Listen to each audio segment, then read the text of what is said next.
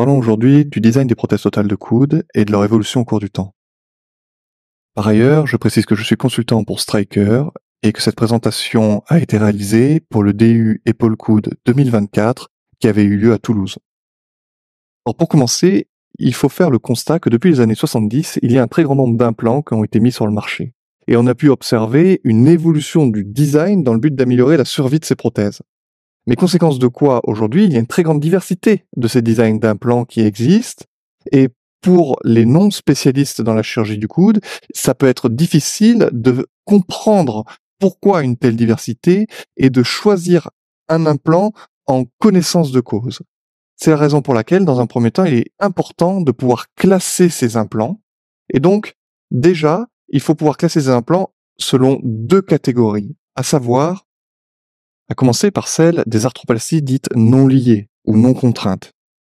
Il s'agit d'arthroplasties sans lien entre l'implant ulnaire et l'implant huméral et qui sont indiquées pour le traitement des lésions articulaires avec conservation des tissus mous, donc plutôt pour des coudes dits rhumatoïdes. Ces prothèses ont été proposées afin de résoudre le problème de décèlement qui avait été rencontré avec les prothèses dites à charnière, qui représentent la deuxième catégorie de design d'implant et qui est de très loin la catégorie la plus posée dans le monde. On parle aussi de prothèses semi-contraintes, parce qu'il y a un lien lâche entre l'implant huméral et l'implant ulnaire qui va autoriser 3 degrés de liberté.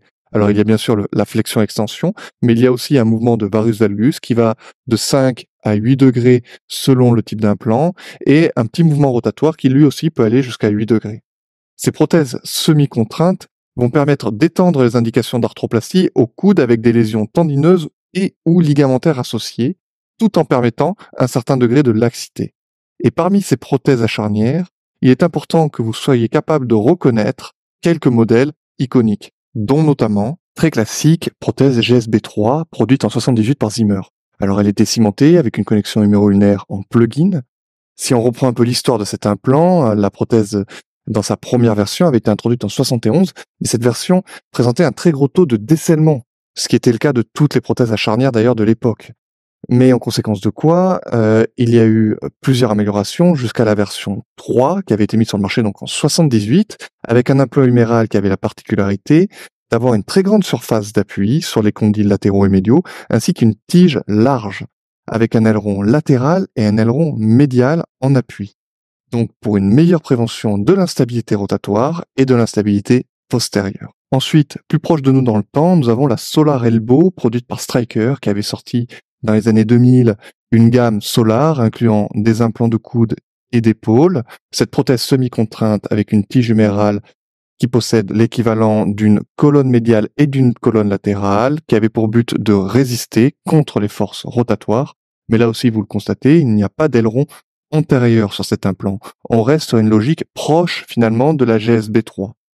Vous noterez néanmoins que le composant ulnaire possède une discrète ailette, un discret aileron antérieur, pour aider à résister contre les forces de rotation, car à l'époque, on constatait un haut taux de décèlement de l'implant ulnaire. Maintenant, pour les implants actuellement disponibles, il y a notamment l'implant Discovery, qui est distribué en ce moment par DJO et qui dispose d'une charnière sphérique et qui permet de réduire l'usure du PE en augmentant la surface de contact entre l'implant huméral et l'implant ulnaire. Elle dispose également d'un aileron antérieur sur l'implant huméral qui permet d'améliorer significativement la stabilité rotatoire de l'implant, mais aussi de prévenir la subluxation postérieure de la prothèse, qui était l'un des principaux mécanismes d'instabilité puis de décèlement des prothèses. Enfin, la prothèse Kunran-Moret de chez Zimmer, qui est une prothèse semi-contrainte avec une bague en polyéthylène. La prothèse qui est un alliage de Tivanium a une tige humérale triangulaire et une tige ulnaire quadrangulaire. L'un de ses grands points forts, c'est qu'elle bénéficie aussi d'une grande modularité, car il existe 12 tailles différentes pour la tige humérale et la tige ulnaire. Cette prothèse a également un taux de survie à 12 ans de 92,4%, ce qui fait de cet implant l'implant avec le taux de survie le plus haut actuellement. Mais le plus intéressant avec la Kunran-Moret, c'est surtout son histoire, parce que son actuel excellent taux de survie s'explique par la propension de ses concepteurs à faire évoluer le design de cet implant pour réduire le taux de complications. Pour comprendre cela, il faut remonter à 1981, période à laquelle le décèlement et l'instabilité étaient les deux principales causes d'échec des arthroplasties totales de coude. À l'époque, les taux de survie n'ont rien à voir avec ceux rapportés actuellement. Et les concepteurs de l'époque décident de modifier le design des premiers implants en ajoutant un aileron antérieur sur l'implant huméral afin de prévenir le déplacement postérieur et offrir une meilleure stabilité aux contraintes rotatoires. La prévention du déplacement postérieur devait permettre une réduction des taux de décèlement, voire même des taux de fracture, puisque le déplacement postérieur de l'implant huméral pouvait entraîner des fractures de la corticale humérale antérieure, puisque la tige se projetait en avant. Puis, pour lutter contre le décèlement, ils optent en 1988 pour un revêtement qu'on dit poreux frité pour les implants ulnaires. Et ceci a permis de réduire le taux de décèlement des implants ulnaires. Mais en contrepartie, ce revêtement a été fragilisé par un processus qu'on dit de fritage ou d'effritement et a induit des fractures de matériel qui, à leur tour, ont réduit le taux de survie des prothèses totales de coude. Et c'est pourquoi, en 93, les concepteurs de la Conrad Maurer décident d'augmenter la résistance des composants pour lutter contre le risque de fracture d'implant, et ils préinduisent leurs implants d'une fine couche de polyméthacrylate de méthyle. On parle de PMMA. Le PMMA, à l'époque, c'est une technologie de pointe qui aurait dû permettre de prolonger la survie de ces implants en améliorant justement l'adhérence à l'interface implant-ciment. Mais malheureusement, ça a surtout induit une augmentation des ostéolyses et du debonding qui a entraîné un effondrement de la survie de nos implants. Et il faudra attendre 1999 pour voir apparaître le plasma spray qui a donc été progressivement introduit pour les dernières générations d'implants afin de régler à la fois le problème de debonding et la fragilité des implants. C'est avec cette dernière génération d'implants qu'on a vraiment pu obtenir ces chiffres de survie excellents avec des taux supérieurs à 90% à 10 ans. Et ceci grâce à l'amélioration de la stabilité des implants, mais aussi la réduction du risque de fracture et de décèlement. Il persistera néanmoins un autre mode d'échec qui sera l'usure du polyéthylène. Et sur une série de 919 Conrad Maurer, on comptait 1,3% de révision pour usure du PE ou polyéthylène à 8 ans de recul en moyenne. Et c'est notamment cela qui a justifié en 2013 la sortie de la prothèse Nexel, produite par Zimmer et les mêmes concepteurs que ceux de la Conrad Maurer. Elle est considérée comme l'évolution ultime la plus récente de la Conrad Maurer. Alors avec la Nexel, il y a de nombreux ajustements, de nombreuses innovations, mais ça reste une prothèse avec une connexion semi-contrainte, mais avec un PE qui est plus épais par rapport à celui de la Conrad Maurer, afin de maximiser la zone de contact et donc de mieux répartir les forces de réaction des articulations. Et puis il s'agit d'un PE enrichi en vitamine E, avec donc des propriétés antioxydantes pour, là aussi, minimiser l'usure du PE. Et selon les tests laboratoires, l'amélioration des propriétés mécaniques de la Nexel devait permettre une réduction de 91% de l'usure du PE par rapport à celui de la Conrad Maurer. Ces résultats étaient donc très enthousiasmants. Mais les premières études cliniques ont montré des résultats absolument catastrophiques. Les premiers à tirer la sonnette d'alarme, c'est l'équipe du professeur Mansat en 2021 qui a rapporté 56% de complications et 22% de révision à environ 2 ans. Ces chiffres sont d'autant plus inquiétants qu'ils sont publiés par des équipes qui utilisaient auparavant la Conrad Maurer et qui rapportaient d'excellents taux de survie avec la Conrad Maurer. Et puis la tendance est confirmée par les concepteurs de la prothèse Nexel avec ce papier de la Mayo Clinic qui rapporte 34% de révision des Nexel à un peu plus de 2 ans. Alors il s'agissait principalement de décèlement et d'usure du PE, dit polyéthylène. Le titane sur le PE, c'est reconnu comme une très mauvaise combinaison de surface d'appui dans la littérature à propos des prothèses de hanche. Or, dans la moitié des révisions de la série de la Mayo Clinic, les auteurs avaient retrouvé des débris métalliques au niveau du PE, avec une usure très importante de ce dernier. Et bien que l'origine des particules de titane reste à prouver, leur présence, néanmoins, on peut le supposer, va accélérer la production de particules de PE, ainsi que l'ostéolyse rapide et au final le décèlement des implants.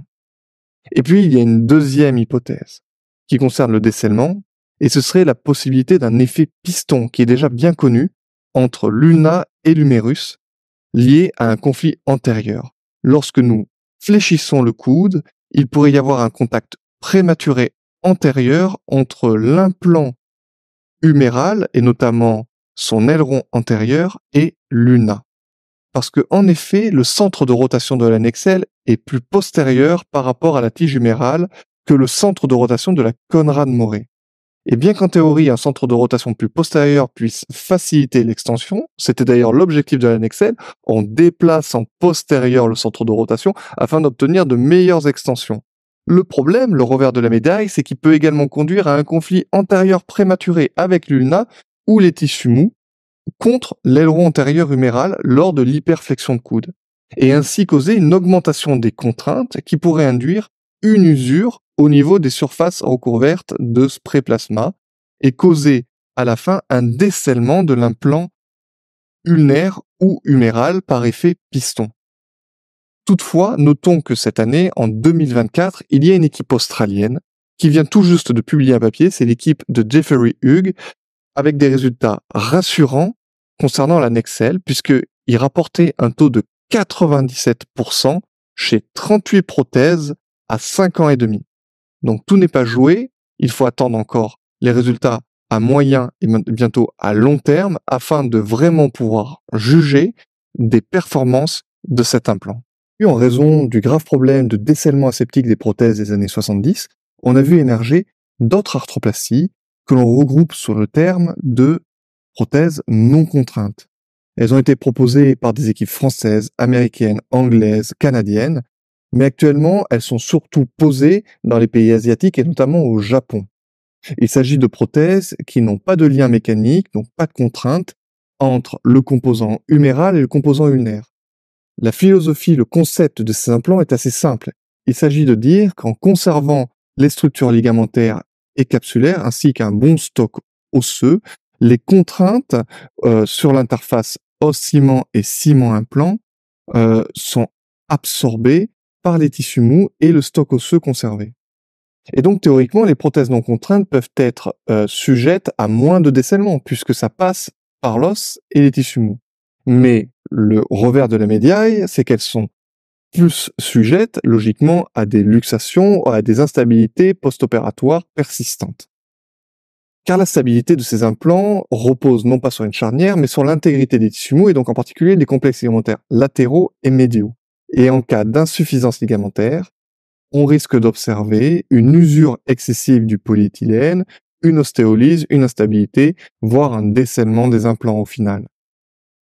L'autre sujet était le sujet de la tête radiale, qui a également été un grand enjeu puisque ces prothèses sont essentiellement posées sur des patients avec des polyarthrites rhumatoïdes, donc avec une déformation de la tête radiale. La question a été de savoir s'il fallait remplacer ou non cette tête radiale. Son remplacement permettait d'augmenter la stabilité du coude. Mais par contre, finalement, lors des séries cliniques, on s'est rendu compte qu'elle avait aussi entraîné cliniquement une usure prématurée du PE et une réduction significative de la survie des implants, parce qu'il était très difficile de positionner correctement une tête radiale sur un coude dans lequel on essayait de conserver au maximum les structures des ligamentaires. En exposant insuffisamment la tête radiale, on positionnait mal ces prothèses, et le mauvais positionnement de ces prothèses entraînait des usures de PE et des décèlements précoces. Mais quel que soit le modèle, en tout cas, vous devez retenir que les taux de survie de ces implants non contraints sont nettement inférieurs à ceux des prothèses contraintes dans les séries de grands effectifs. Et c'est ce qui justifie que, en France, nous posons essentiellement des prothèses dites contraintes. Parmi les prothèses non contraintes, la plus connue, c'est la Kudo, dont la première version a été introduite en 72. Aujourd'hui, Stryker en est à la 5e version. La conception initiale des prothèses version 1 et 2 comportait des implants huméraux sans tige avec une articulation cylindrique. Cependant, le composant huméral a été redessiné avec une tige en raison des taux très élevés de décèlement précoce. Ce qui est à noter, c'est qu'articulation humérale aujourd'hui a une conception en selle, ce qui permet une translation médio-latérale du composant ulnaire et donc de faciliter l'introduction du composant ulnaire tout en préservant au maximum les structures tissulaires. Et puis, un certain nombre d'autres implants non contraints, inspirés du design de la Kudo, ont été produits, surtout au Japon, avec notamment la Key Elbow, produite par Zimmer, ou encore la Jace, la MNSK, ou encore la Kino, qui sont des prothèses qui ont surtout un succès dans les pays asiatiques et qui, à ma connaissance, ne sont pas posées en France. Il y a également la prothèse IBP de chez Zimmer Biomet. C'est important de connaître ce modèle parce que c'est le modèle le plus récent de prothèse non contrainte. Alors il s'agit d'une variation de la prothèse Kudo de chez Stryker, mais avec plus de taille disponible et un conduit huméral amélioré nécessitant moins de résection de stock osseux au niveau de l'humérus et une forme plus anatomique. Alors le composant huméral c'est du chrome cobalt, le composant ulnaire c'est du titane et l'articulation c'est un peu Arcom. Et donc pour cette arthroplastie, il y a la version cimentée et la version non cimentée. Je rentre pas dans le détail, mais historiquement, les versions non cimentées en press-fit avaient des taux d'échec qui étaient très importants. Et donc, il y a quand même une tendance pour des prothèses non contraintes cimentées. Et cette prothèse, IBP, en plus de son design qui est quand même très atypique, elle est très facilement reconnaissable sur les radiographies de profil avec son aspect en crochet. De façon beaucoup plus anecdotique, on évoquera également la Pritchard ERS de chez DePuy, et elle a été utilisée dans les années 80. Alors pourquoi je parle de la prothèse Pritchard? C'est parce qu'il y a quelque chose de très intéressant avec ce modèle, car c'est l'un des premiers à avoir inclus la prothèse de tête radiale. C'est toujours la même logique. Nous sommes sur un coude rhumatoïde avec une déformation de la tête radiale qui va nécessiter sa résection.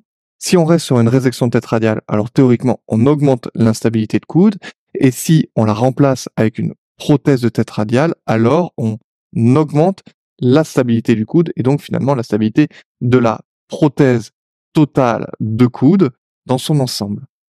Mais pourtant, lorsqu'on regarde la série publiée par la Mayo Clinic, par Roger Van Ryet, lorsqu'il avait fait son fellowship là-bas, on retrouve un taux de survie des prothèses Pritchard de 54% à 10 ans. Donc un taux de survie extrêmement faible.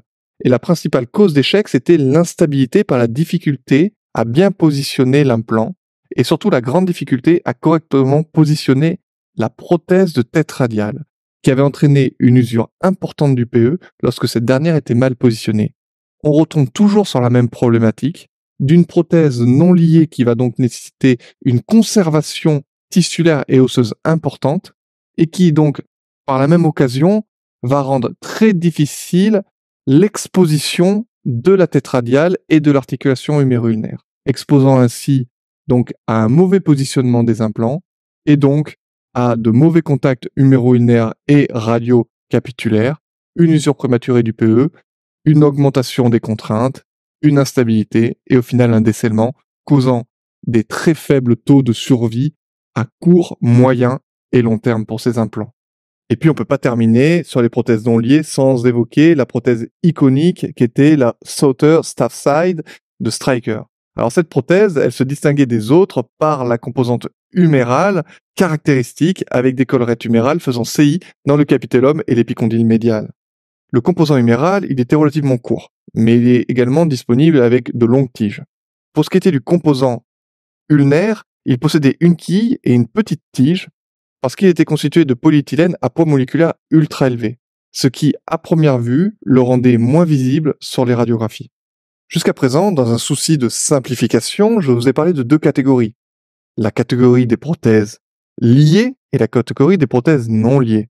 Des prothèses contraintes, des prothèses non contraintes. Mais il y a en fait une troisième catégorie qui est arrivée sur le marché très récemment, et il s'agit des prothèses convertibles. Il s'agit véritablement d'un trait d'union entre les prothèses contraintes et les prothèses non contraintes, qui donne le choix au chirurgien, en pré ou en opératoire, entre les deux designs. Et il existe deux modèles, l'implant Acclaim de chez DePuy, dont l'utilisation est assez confidentielle, mais surtout la prothèse Latitude, qui est largement utilisée dans le monde et actuellement disponible en France, produite par Stryker et designée par une équipe de chirurgiens, et notamment Sean O'Driscoll. Le concept de la prothèse Latitude, c'est de permettre aux chirurgiens de choisir en paire opératoire à la dernière minute entre un modèle à charnière ou sans charnière.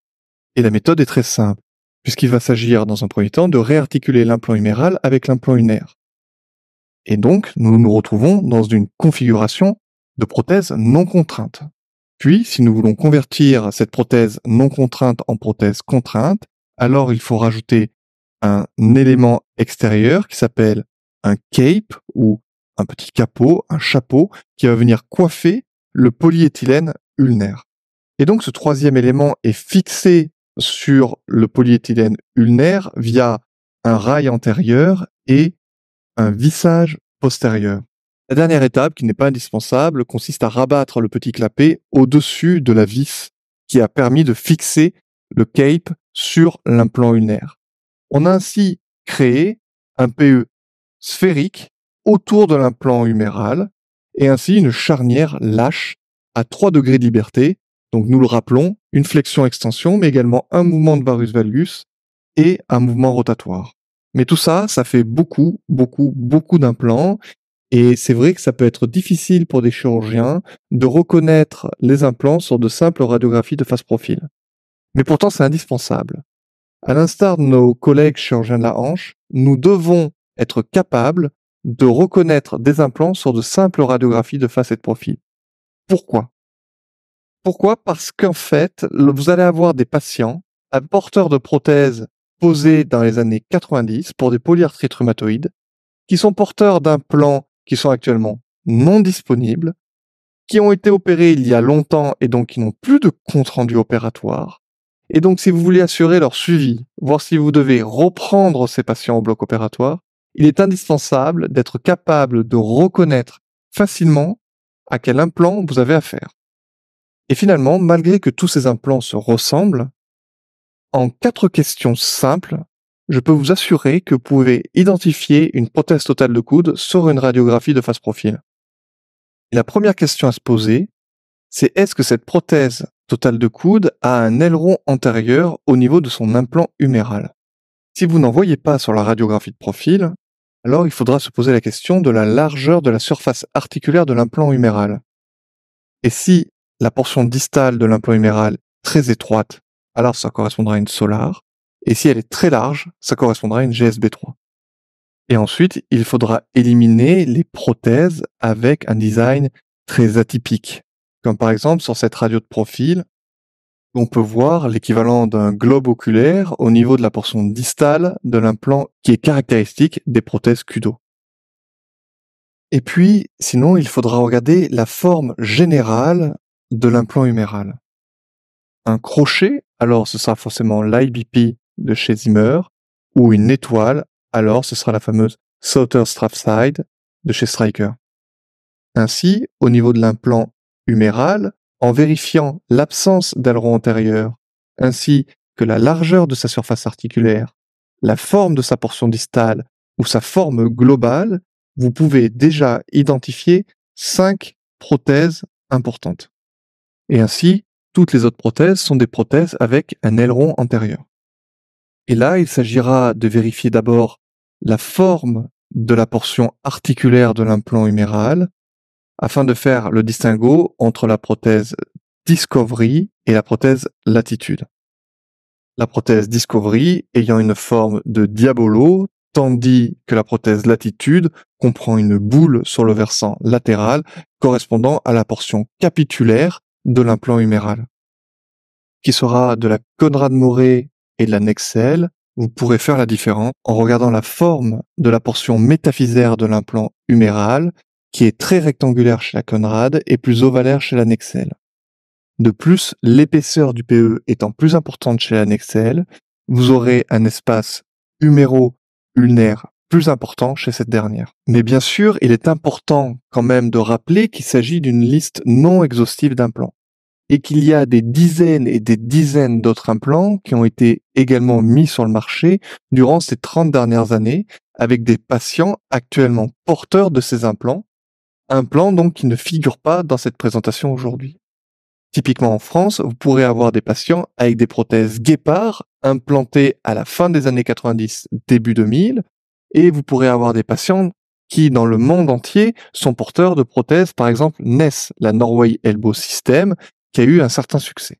Donc il s'agit d'une liste non exhaustive, mais sur la base de cette présentation, vous serez tout de même capable, à chaque fois, d'interpréter les résultats, d'identifier ces prothèses, selon une classification simple qui inclut les prothèses avec une charnière, les prothèses sans charnière, enfin les arthroplasties convertibles permettant de passer de modèles sans charnière à un modèle avec charnière. Actuellement, au-delà de l'augmentation des indications de prothèse totale de coude, on assiste surtout à une diversification des indications. avec des situations qui sont plus complexes, puisqu'il y a maintenant des patients avec des coudes rhumatoïdes, mais moins nombreux, et il y a des patients avec des coudes traumatiques, donc avec des lésions ligamentaires et plus ou moins tendineuses, et des coudes séquelaires.